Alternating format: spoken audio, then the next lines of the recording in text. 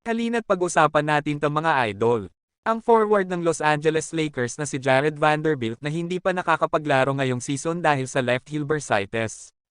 ay lumabas din sa report na siya ay muling dumaan sa re-evaluation at ayon sa doktor mismo ng Lakers team, ay clear na ang kanyang injury at pinapayagan na rin siyang bumalik sa paglalaro at ibang aktibidad sa basketball pero hindi pa siya paglalaroin sa mismong game ng Lakers. Ang purpose kasi ng Lakers dito ay huwag lagyan ng timetable sa pagbabalik ni Vando sa lineup. Dahil ang injury kasi na nakuha ni Vando ay sinasabing maaaring maging sensitibo at kailangan din idaan pa sa rehab.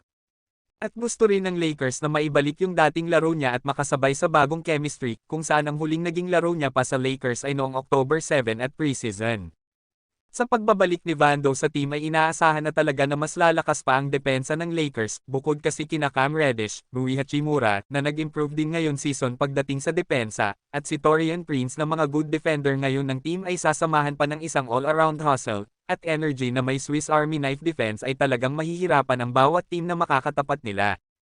Siya din kasi ang naging primary defender noong last season kung saan ang mga superstar na sina Luka Doncic, Ja Morant at Stephen Curry ay talagang pinahirapan niya, makikitang nakakascore naman sila habang si Vando ang bumabantay pero mas lamang ang lockdown defense niya ng ilang minuto, na minsan pa nga ay napipilitan na lamang silang ipasa ang bola kaysa i-shoot. Samantala mga idol ay malaki din ang pinapakitang improvement ng Houston Rockets matapos makuha ng team sina Dillon Brooks at Fred VanVleet at magkaroon ng isang coach na si Ime Udoka, na matatanda ang naging head coach din ito sa Boston Celtics noong 2022 at nadala niya ang team hanggang sa NBA Finals. Nasa ngayon nga ay halos malalakas na team ang tinatalo ng Rockets at nakuha na nga nila ang ika-6 na panalo kontra sa defending champion na Denver Nuggets sa score na 107-104. Matapos umiscore ng 26 points si Fred VanVleet at 23 points 8 rebounds si Alperen Senadorgan at 15 points Jalen Green at sa Denver Nuggets naman ay 36 points 21 rebounds at 11 assists si Nikola Jokic, 25 points 10 rebounds si Porter Jr., 16 points si Aaron Gordon at 14 points si Reggie Jackson.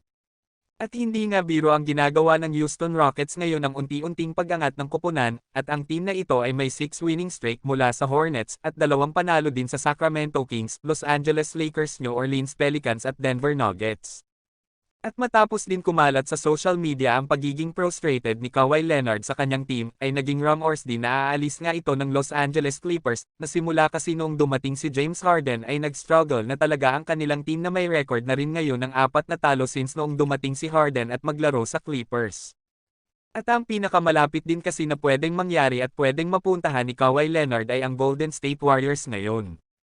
Kung saan ang problema din ng Golden State sa ngayon ay ang kanilang opensa, at based din sa sinabi ni Stephen Curry ay kailangan niya na ng tulong, at ang pwedeng bitawan ng Warriors dito ay sinasabing si Andrew Wiggins na hindi rin maganda ang simula ng season, so disclaimer lang mga idol, rumors pa lang ito kung saan nagbibigay idea ang ibang analyst sa maraming team dahil yun naman talaga ang trabaho nila sa NBA.